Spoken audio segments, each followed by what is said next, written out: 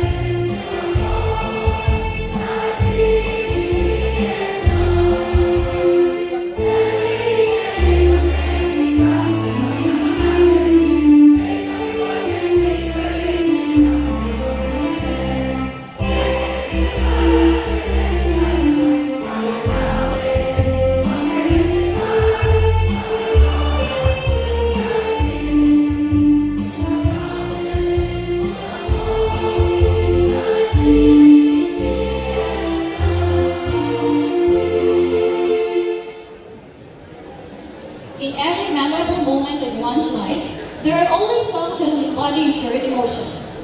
With a round of applause, let us welcome the completers of school year 2023-2024 as they will sing their Moving Up song. A round of applause, please.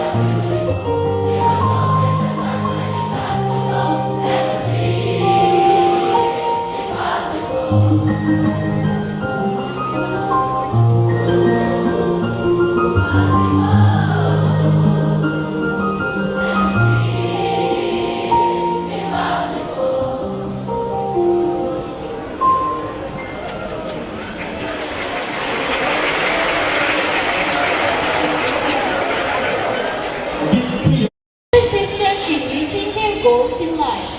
On behalf of the administrator,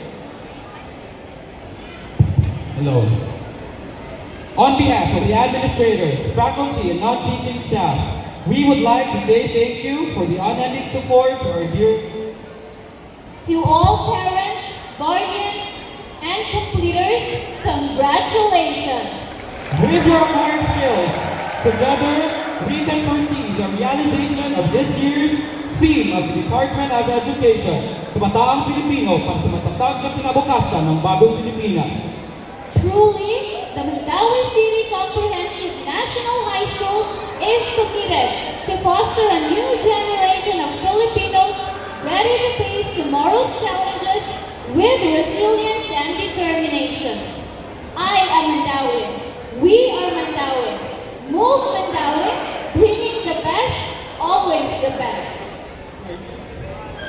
Kaysa kompre ng among tukaan, abilidad at pinaadman sa bata ang number one.